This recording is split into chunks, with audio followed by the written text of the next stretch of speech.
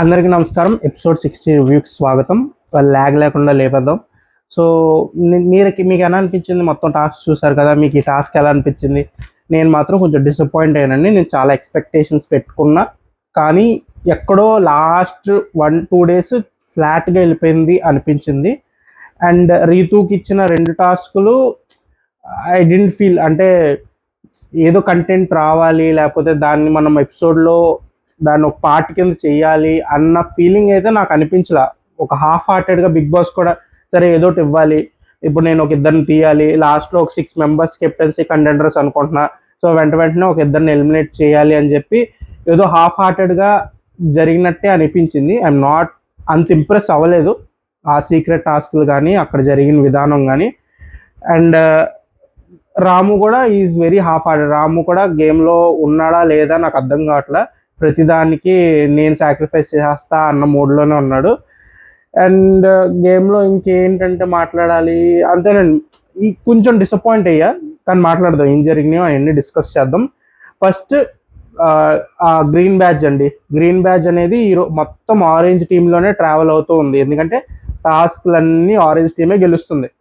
Task master అండి అసలు. Emmanuel కానీ, గౌరవ్ ఆడిన విధానం కానీ, అసలు అందరూ సూపర్ ఆడుతున్నారు టాస్క్లో. తనూజ ఆడిన విధానం నిన్న, అండ్ రాము ఫస్ట్ టాస్క్ ఆడింది. అసలు టాస్క్ మాత్రం ఆరెంజ్ టీమ్ అసలు ఎరక్కొడేస్తున్నారు. అండ్ వాళ్ళు ఆ బ్యాడ్జ్ అనేది మూమెంట్ అనేది వాళ్ళు ఫిక్స్ అయ్యారు. అంటే ఫస్ట్ టాస్క్ ఇమాన్యుల్ తీసుకున్నాడు, సెకండ్ టాస్క్ తనూజ గెలిపించడానికి తీసుకున్నారు, థర్డ్ టాస్క్ అయిన తర్వాత గౌరవ్కి ఇవ్వడానికి వాళ్ళకి వచ్చిన ఇబ్బంది ఏంటో నాకు అర్థం కాలే. అక్కడ కొంచెం నాకు ఏమంటారు, ఇమాన్యుల్ ఎందుకో కొంచెం ఇక్కడ నేను ఖచ్చితంగా వాదించాలి, నేను పోరాడాలి, నా హక్కు కోసం నేను పోరాడాలి అని చెప్పి కావాలని ఏదో గొడవ పెట్టుకున్నట్టు అనిపించింది. అక్కడ అవసరం లేదు. 1 by 1 వచ్చినప్పుడు ఎయిదర్ గౌరవ్ అండ్ రాములు వాళ్ళు డిసైడ్ అవ్వచ్చు, లేదా వాళ్ళు ఏదైనా మాట్లాడుకొని డిసైడ్ అవ్వాలి అన్నట్టు ఏమైనా నేను యాక్సెప్ట్ చేస్తా. కానీ గౌరవ్ ఇంకా అన్యాయం అయిపోయినట్టు కదా. టాస్క్ ఆడి కూడా మీరు ఎలాంటి విలువ ఇవ్వనట్టే కదా. అంటే ఖచ్చితంగా ఇంకా గౌరవ్ని ఎవరు పట్టించుకోరు, గౌరవ్ని ఎవరు తీరు అని చెప్పి ఎలా చెప్పగలరు? గౌరవ్ కూడా థ్రెట్ ఉంది కదా. సో గౌరవ్ చాలా స్ట్రాంగ్ పాయింట్స్ చాలా బాగా మాట్లాడారు. ఇమాన్యుల్ ఎక్కడో కొంచెం ఓవర్ ఎంతూజియాస్టిక్ అనాలా, లేకపోతే కొంచెం ఓవర్గా నేను గేమ్ ఆడేయాలి అన్న ఫీలింగ్ ఏదో చూపించినట్టు అనిపించింది. అక్కడ మాత్రం నాకు కొంచెం ఇమాన్యుల్ కరెక్ట్ కాదనిపించింది. గేమే, కానీ గేమ్లో కూడా న్యాయాలు అన్యాయాలు ఉంటాయి కదా. సో అది మీరు ఒక టీమ్గా తీసుకున్న డెసిషన్ మీద స్టిక్ అవ్వాల్సింది. లాస్ట్ మినిట్లో అది గౌరవ్కి ఛాన్స్ రావాల్సిన టైంలో మళ్ళీ మీరు ప్లేట్ తిప్పేసి లేదు నేను ఎక్కువ డేంజర్లో ఉన్నా నాకే కావాలి అని మాట్లాడడం, లేదు తనూజ వచ్చి సరే మీరు ఇద్దరు డేంజర్లో ఉండండి అలా అయితే థర్డ్ పర్సన్కి ఇద్దాం అని మాట్లాడడం, అది కరెక్ట్ అనిపించలేదు. సో అదొకటి డిస్కస్ చేయాలనుకున్నా.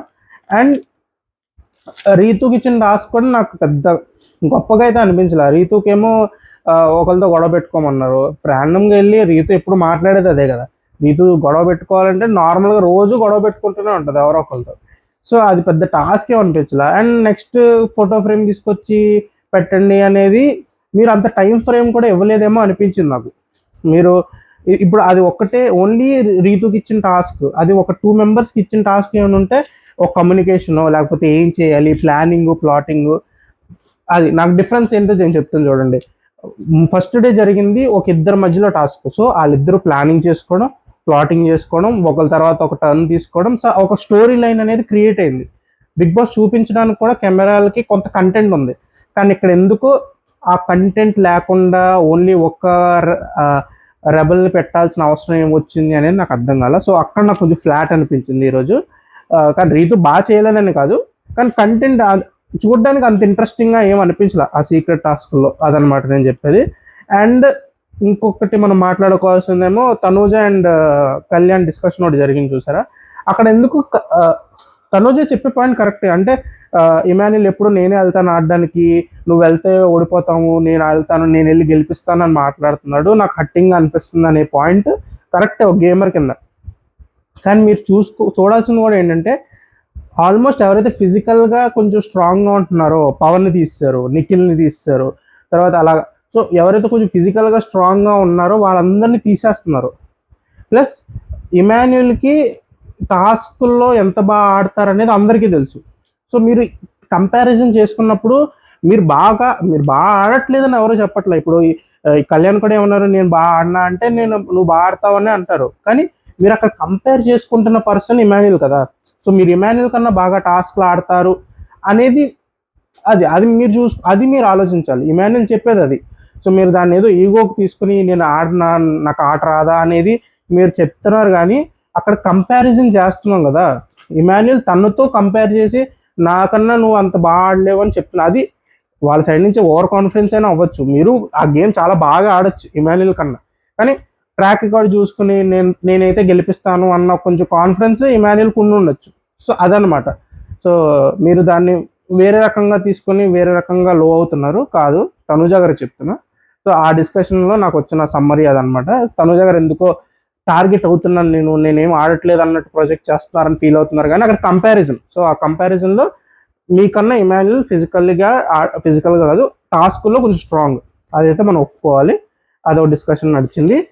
అండ్ ఇంకోటి నేను మాట్లాడాలనుకుంది మాత్రం గౌరవ్, నిఖిల్ అండ్ భరణి గారు అందరికీ దివ్య అండ్ సుమన్ మీద డౌట్లు ఉన్నాయి, వాళ్ళే రెబల్స్ అని చెప్పేసి.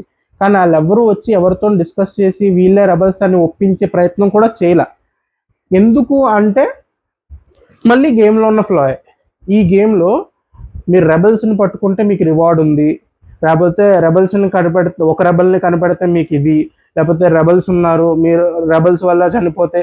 సో ఇక్కడ రెబల్స్ అనే వాళ్ళు ఇస్ నాట్ పెద్ద మ్యాటర్ ఏం కాదు. ఎందుకంటే రెబల్స్ కూడా స్ట్రాంగ్ ప్లేయర్స్ని తీసేస్తున్నారు. At the end of the day గేమ్లో ఆడుతున్న వాళ్ళకి ఏం కావాలి?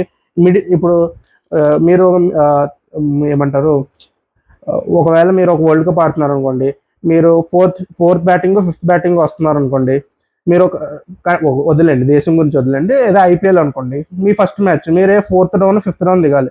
సో మీకు ఏముంటుంది, ముందున్న వాళ్ళు త్వరగా అవుట్ అయిపోతే నాకు కొంచెం ఛాన్స్ వస్తుంది, నేను ఆడతాను అన్న కైండ్ ఆఫ్ అది ఉంటుంది కదా. సో ఇప్పుడు గేమ్లో ఉన్న వాళ్ళందరూ ఇప్పుడు సుమన్ గారు రెబల్ అని తెలిసినా, దివ్య రెబల్ అని తెలిసినా వాళ్ళు తీరు. ఎందుకంటే వాళ్ళు తీయడం వల్ల వచ్చేది ఏం లేదు కదా. పైన ఉన్న ప్లేయర్స్ రేపొద్దున మన కంటెండర్స్ అయితే కెప్టెన్సీ టాస్క్ గెలవాలంటే మన పైన ఉన్న వాళ్ళు తీసేస్తే మనకి బెటర్ ఛాన్సెస్ ఉంటాయి అన్నట్టు ఉంటుంది. కాబట్టి వాళ్ళు దివ్య మీద డౌట్ వచ్చినా, సుమన్ మీద డౌట్ వచ్చినా ఎవరు అసలు తీయలేదు కూడా. వాళ్ళ పేరు అసలు కూడా చెప్పలే. ఒకరు కూడా లేచి నా ఓటు దివ్యకి లేకపోతే నా ఓటు సుమన్కి అని మాట్లాడలేదు. సో దాన్ని బట్టి నాకు ఏమనిపించింది అంటే ఎక్కడో టాస్క్ డిజైన్లోనే ఆ ఫ్లా ఉంది అనిపించింది.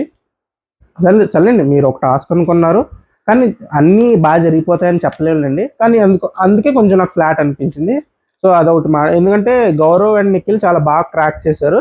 బర్నీ గారికి కూడా డౌట్ వచ్చింది. సో అయినా కుదరలా, అదనమాట. అండ్ ఇంకా మనం మాట్లాడుకోవాల్సింది మన గౌరవం తీశారు. గౌరవం తీసిన విధానంలో మాత్రం నాకు ఎందుకో అది సేమ్ మాట్లాడిన స్ట్రాంగ్ ప్లేయర్ని తీసేయాలి, దానికి రీజన్స్ ఎత్తుక్కోవాలి. సో రీజన్స్ ఎత్తుకున్నారు, గౌరవం తీసేశారు. రీతు సాయిని ఎందుకు తీసింది అనేది మాత్రం నాకు క్లారిటీ రాలా. కానీ దానికి సాయి హట్ అయ్యి నేను కెప్టెన్సీ కంటెండర్ టాస్క్లో నీకు సపోర్ట్ చేయను అని చెప్పి ఇండైరెక్ట్గా నేను చెప్పేశాడు. కానీ రీతు ఫస్ట్ గౌరవం అని చెప్పేసి గౌరవం తీసేస్తున్నా అని చెప్పి ఆలోచించుకుని వచ్చి సాయిని ఎందుకు తీసిందో నాకైతే అర్థం కాల. ఎందుకంటే సాయి కన్నా గౌరవే కొంచెం డేంజర్ కదా ఫిజికల్ టాస్క్ కానీ ఏదైనా కెప్టెన్సీ కంటెండర్ టాస్క్లో అయితే. కానీ ఎందుకు సాయిని తీసేయాలనిపించింది, ఆ రీజన్ ఏంటి అనేది నాకు అర్థం కాలేదు. కానీ వాళ్ళకి ఏదైనా రీజన్ ఉండొచ్చు. సో అదనమాట. సో అది ఇప్పుడు కెప్టెన్సీ టాస్క్లో సాయి రీతుకు మీరు అంటారు పవన్ కూడా నేనే అన్నట్టు మాట్లాడాడు, నువ్వు కూడా నన్నే తీస్తావు, సో నేను మిమ్మల్ని నమ్మలేకపోతున్నా అన్నట్టు సాయి కూడా మాట్లాడారు. సో అది ఎలాగా రేపొద్దున టాస్క్లో ఎలా ప్లే అవుతుందో చూడాలి. అండ్ లాస్ట్లో కెప్టెన్సీ కంటెండర్స్ వీళ్ళందరిలో రాము తను డౌన్ అయిపోవడం. ఇక్కడ రాము మళ్ళీ తనుజని తనుజ మోటివేట్ చేయడానికి ఏదో లెక్చర్ చెప్పారు.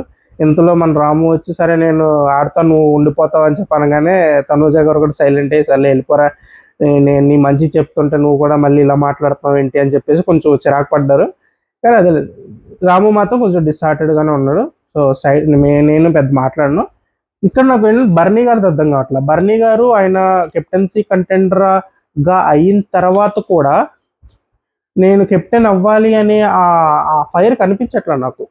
సో ఆ బర్నీ గారికి నిజంగా లేదు ఒకవేళ నేను అవుతాను, నేను అయ్యే ఛాన్సెస్ ఉన్నా పక్కన తనుజ కానీ రీతు కానీ ఉంటే వాళ్ళకే ఇచ్చేయాలి అనే మూడ్లో ఏమైనా ఉన్నారా అనేది నాకైతే అర్థం కావట్లేదు. కానీ బర్నీ గారిలో ఇంకా ఫైర్ కనిపించట్లా. బర్నీ గారు ఏమనుకుంటున్నారంటే నేను ఇలా సాఫ్ట్గా మాట్లాడి ఆడాల్సిన చోట ఆడేస్తే జనాలు నన్ను అప్రిషియేట్ చేస్తారు అనుకుంటున్నారేమో అనుకుంటున్నా.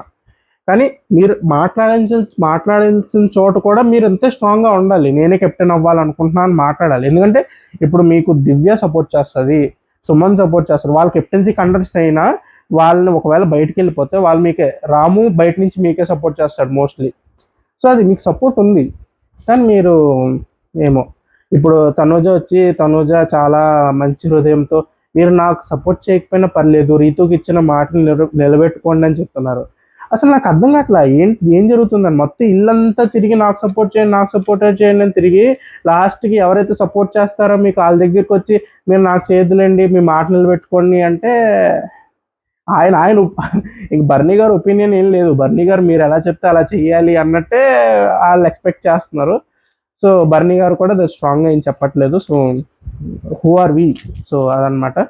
అది ఈరోజు గేమ్లో అది జరిగింది. లాస్ట్కి కంటెండర్స్ కింద సుమన్, దివ్య, బర్నీ గారు, ఇమాన్యుల్, తనూజ, రీతు. సో రేపు ఎవరు కెప్టెన్ అవుతారో మనం చూడాలి. కెప్టెన్సీ టాస్క్ అయినా కొంచెం గట్టిగా పెట్టండి. ఇప్పుడు రెండేనండి ఆప్షన్స్. సపోర్ట్గా పెడితే మాత్రం మోస్ట్లీ తనూజాకి ఫేవర్ అని నాకు అనిపిస్తుంది ఖచ్చితంగా. ఎందుకంటే లాస్ట్ టైం మిస్ అయింది. ఈసారి మళ్ళీ లాస్ట్ టైం సపోర్టివ్ పెట్టారు, ఈసారి ఫిజికల్ టాస్క్ పెట్టండి. కొంచెం మార్చండి మీరే, నాకు కొంచెం ఫ్లేవర్. ఈసారి కూడా మీరు సపోర్టివ్ పెట్టారు అనుకోండి, మాకు లేనిపోయిన డౌట్స్ అన్ని మీరే ఇచ్చినట్టు అవుతుంది. బిగ్ బాస్కి చెప్తున్నాను నేను. అది లేనిపోయిన డౌట్స్ ఇవ్వద్దు మాకు. మీరు ఈసారి కొంచెం physical task, mental task, individual task పెట్టేయండి. వాళ్ళ పర్ఫార్మెన్స్ మీద వాళ్ళని కెప్టెన్ అవ్వనివ్వండి. సో దట్ ఫేర్ ఛాన్సెస్ ఉంటాయి. లేదంటే మళ్ళీ ఏదో తనూజాని చేయడానికో తనూజాని కెప్టెన్ చేయడం. ఎందుకంటే పవన్కి కూడా ఒక కైండ్ ఆఫ్ ఐడియా వచ్చేసింది ఈరోజు మనం చూసిన డిస్కషన్స్లో. ఇప్పుడు పవన్ కూడా ఏమంటాడు రీతుతో, నువ్వు నీకు ఛాన్స్ ఉన్నప్పుడు తనూజాని కదా తీయాలి, తనూజాని ఎందుకు తీయలేదు అంటాడు. సో ఇంట్లో ఉన్న వాళ్ళకి కూడా క్లారిటీ ఉంది. సపోర్టివ్ టాస్క్ వస్తే ఖచ్చితంగా తనూజానే కెప్టెన్ చేసేస్తారు అన్న క్లారిటీ అందరికీ ఉంది. సో నీ చేతులారా నువ్వే నీ కెప్టెన్సీని పోగొట్టుకున్నావు అనే మాట పవన్ రీతుతో అంటున్నాడంటే మనం అర్థం చేసుకోవచ్చు. సో వాళ్ళు అనుకుంటున్నట్టే మీరు సపోర్టివ్ టాస్క్ పెట్టారనుకోండి, ఇంకా అదనమాట. సో ఈరోజు ఫ్లాట్గా నడిచింది. సో పెద్ద కంటెంట్ కూడా నాకు ఏమనిపించలేదు. మాట్లాడాల్సింది అనుకుని మోస్ట్లీ మాట్లాడేశాను. సో ఏమైనా మాట్లాడాల్సి మిస్ అయితే మాత్రం చెప్పండి, చూద్దాం రేపు ఏం జరుగుతుంది. కెప్టెన్సీ టాస్క్ అయిన తర్వాత ఎవరు కెప్టెన్ అవుతారో ఏంటో అది. సో వెల్డన్ సుమన్, దివ్య, రీతు, తనుజ అందరూ ఈ వీక్ బాగా ఆడారు.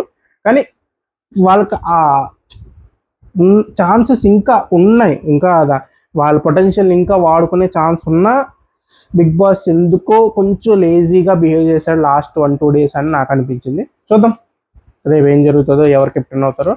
సో రేపు మళ్ళీ ఎపిసోడ్ అయిన తర్వాత కలుద్దాం. అప్పటి వరకు బాయ్.